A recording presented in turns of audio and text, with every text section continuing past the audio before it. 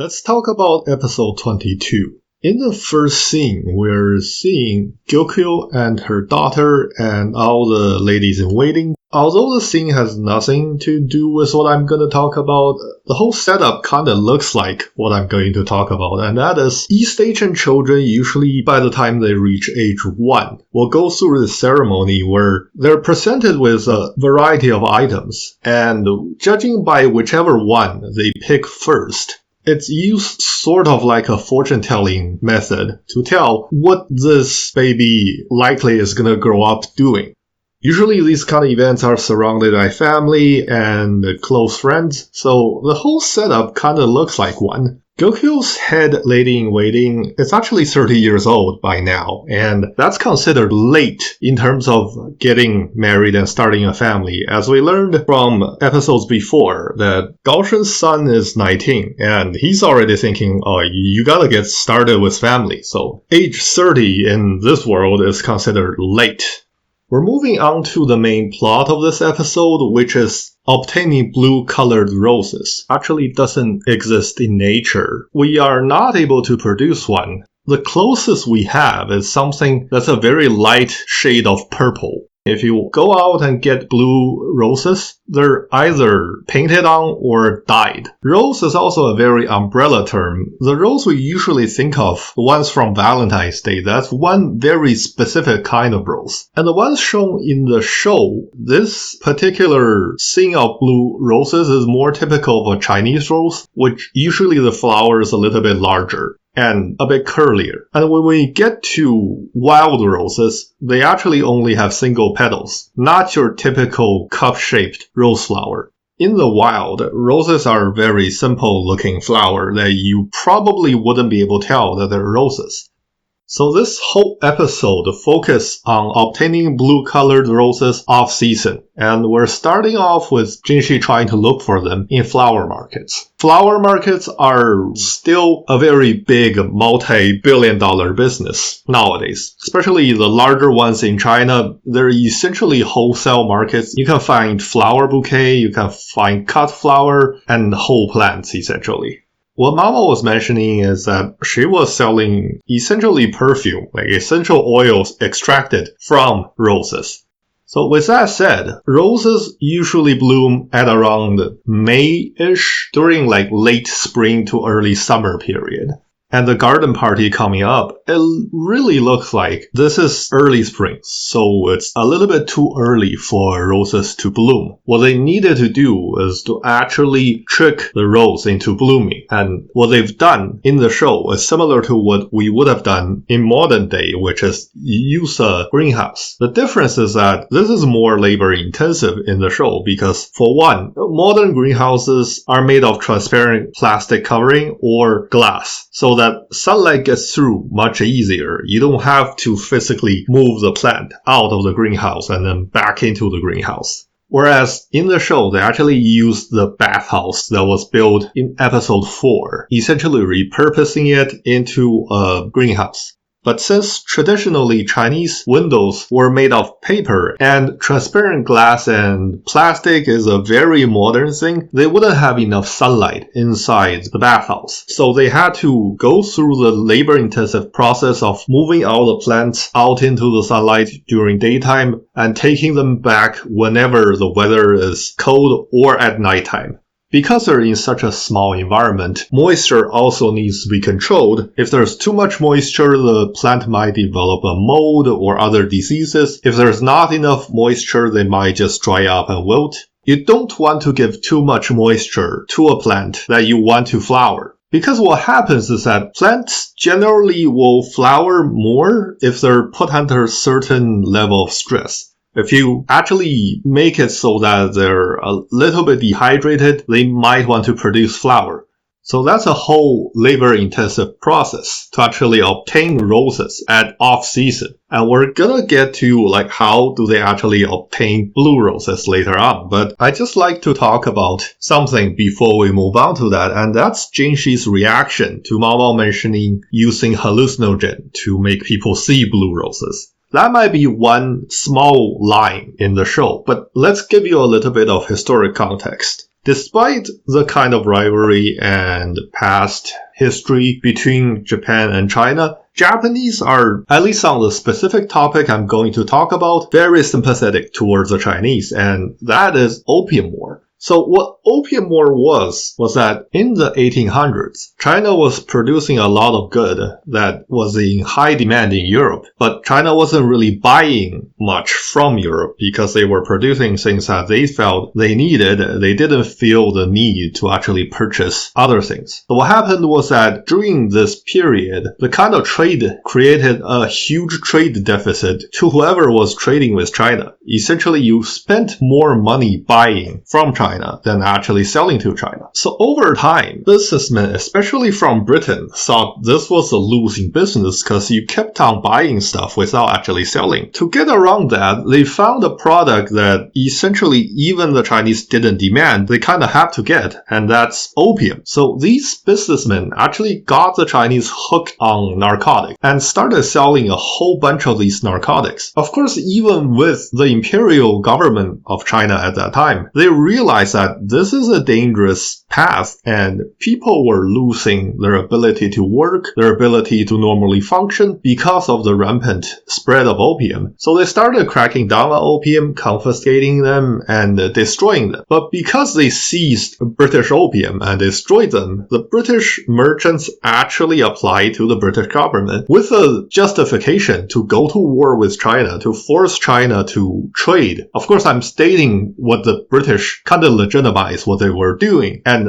thus two opium wars were fought over this period and resulted in defeat in China for both of them, and really the start of Hong Kong being a British colony, because since China lost the war, Hong Kong was ceded over to Britain. Now, if you apply like any kind of moral standard, you do realize that the whole pretext of free trade as a justification for war is total bullshit, especially if you put it into modern context nowadays. That didn't stop people from justifying the Opium War, although that's a pretty fringe minority. Especially didn't stop some Chinese from justifying British action during the Opium War. And that's a little bit infuriating, somewhat anger-inducing. But here's the thing. As part of the side effect of Opium War, it actually triggered the Japanese to essentially go through modernization. Because Japanese seeing that their neighbor was being subject to this war simply because a European power was trying to impose their will onto this fellow Asian nation, basically thought, oh, we couldn't let that happen to us, so we need to modernize and we need to successfully defend ourselves from that. Therefore, despite the kind of rivalry, animosity, past wars and war crime between China and Japan, and even nowadays average Japanese kind of not really liking Chinese, Japanese are still very sympathetic to the Chinese, at least on this point. So this one line from Jinshi saying, "Are you trying to destroy the country with drugs?" essentially, that's common attitude of Japanese to any show that remotely resembles Chinese. So they get why Chinese are very adamantly against any kind of drugs, because they know the Chinese have suffered enough due to foreign forces actually imposing their will onto China. Because if you ultimately look at the bottom of it, despite the defense and sugarcoating of free trade, ultimately it's European power at the time not assuming the same level of human integrity towards Asians. Why were they so easy to actually go through with this plan was simply deep down. They never really assumed the same level of humanity towards the Chinese. So whichever way people try to legitimize starting the Opium War, you don't really legitimize it nowadays because there's no legitimate reason. There's no legitimate reason if you actually get to the bottom of it. Now with that out of the way, let's move on. When Mama was asking for the usage of steam baths, she was handing Li Hua a book, which is essentially erotic arts. As we mentioned before, these kind of erotic arts were actually quite popular amongst noblemen as both a sex education tool and something that you read on leisure time. Of course, not in public. Publicly, you try to pretend that these kind of things don't exist. But back when, noblemen actually kept these around. For this purpose and for another purpose, because it was believed that these kind of things might be able to ward off fire. So this was used as a fire protection, in a sense. And the process of nail dyeing was actually real. If you're interested in trying, you can actually try this at home. Just find this plant. It's called touch-me-not or spotted snapweed or just balsam. And they're grown in a lot of gardens. You can find them in most places. What you do is you take the flower from these plants, pound them into a paste, and then add some potassium alum into this paste. It's a relatively non-toxic chemical to use. You can actually just find and buy potassium alum online, and in most hardware stores, if you ask around, some of them will still have it. And after you mix this paste, you apply it to the fingers, onto the fingernails, and wrap them up, and just let them sit there for a few hours. Then you take it off, your nails will be dyed this slight tinge of red. Of course, your fingertips will also be dyed this slight tinge of red, but since they're on skin, they wash off very easily, whereas the nails will stay that color for a pretty long time. The effect is nothing compared to modern acrylic nail polish, but keep in mind they didn't have these kind of acrylic nail polish in ancient times, so this was a way to get around. And we finally see the end product of Mao Mao's labor, which is blue-colored roses. Once again, they don't exist in nature. So what they did was they actually took white roses and planted them in blue-colored dye. So the roses will essentially soak up dye water and actually dye the flower. In reality, if they actually do this, the kind of blue will be a very light blue. It won't be as dark as it's shown in the show because it's very hard to achieve that. Usually for very dark blue color, nowadays people just spray paint. But the way they're showing, it's a feasible method. It might just be a slightly lighter color of blue. And when Mama was talking, we actually do see the kind of fingernail dyeing plant, which is a touch-me-not or balsam. It essentially looks like this, pointy leaves with a whole group of flowers. And once again, as I pointed out in episode 1, the author seems to have gotten two plants kind of messed up, which is actually understandable because their flowers almost look identical. The flowers are shown here, the ones that are actually used alongside balsam to dye fingernails, are these flowers known as Sleeping Beauty or Creeping Wood Sorrel. They have this yellowish flower with essentially a clover-looking leaf. But this is not what a cat's foot is. A cat's foot is a completely different plant that's not really related to this. It just happens to have similar kind of looking flower, and it's used for a distinctly different purpose. Catfoot plant are actually buttercups, which had pointy leaves rather than this clover looking leaves. But it really seems like the author kind of just mixed up these two plants, which if we only look at the flower alone, it's understandable.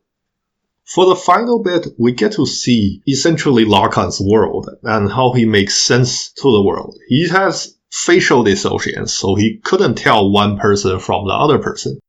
This is actually far less funny than it looks. Because if you imagine waking up one day where everyone's face, the ones that you know, your close family, your friends, and strangers all look like logo for Google Chrome. Laughs aside, it's actually horrifying.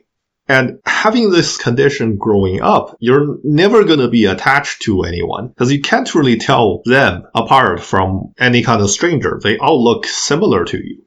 Lacan basically developed a way to get around this by seeing people in Go pieces. So guys are black pieces and ladies are white pieces. Now Go is this traditional Chinese game that you play on a grid with black and white pieces. If you want to know a little bit more about Go, there's actually a good anime called Hikaru no Go. You can look it up. Just actually search Go anime and this will pop up.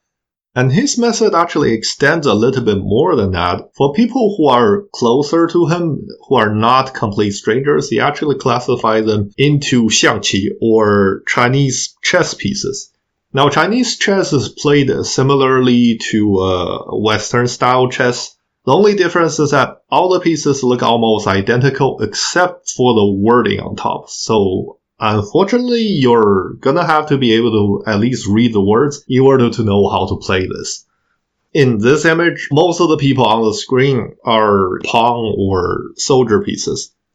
Whereas later on, we see that Jinshi and Gaoshun each has a different piece representing them. So he's at least able to distinguish people that way. We also get a closer look at his attire, which has a centerpiece that has a beast on top. That beast in particular should be a Chinese unicorn, which identifies his rank and his position. Essentially, government officials have different kind of centerpieces on their uniform. Bureaucratic officials will have birds on their uniform. Different ranked officials will have a different kind of bird on their uniform. As for military officers, same kind of rule, but their symbol and animal on their uniform are usually beasts. And for first rank military officials, they're qilin or Chinese unicorn. And that's what we see over here. Interestingly, he's able to see Mao Mao's face, despite the fact that everyone else just looks like pieces to him. So that's significant, and we're gonna find out next episode. But before we do that, let's look at the pieces that he sees Jinshi and Gaoshun in. In Chinese chess, the equivalent of kings are not really kings, they're more or less commanders. And they have a restriction, they couldn't leave a small area on the board. So Jinshi's piece is actually a guard, which just sits next to the commander. Whereas Gaoshun's piece, although it's translated into a bishop, is actually next to the guard. I'm willing to bet that he sees the emperor as a commander piece, and Jinshi, since he at least knows that he's the emperor's brother, will be right next to the emperor, which means that they're closest. And then Gaoshun, being Jinshi's servant, will be closer to the guard. So this is actually a pretty clever system that he has set up, allowing him to see people and placing them in more or less a rank. Because he's not able to tell them apart from one another, he at least will know, oh, this person is of a certain rank and is different from other people. But once again, it's seeing Mao Mao, not as a chess piece or anything. So we're most likely going to find out a little bit more about his backstory and why is it the case that he's able to see her.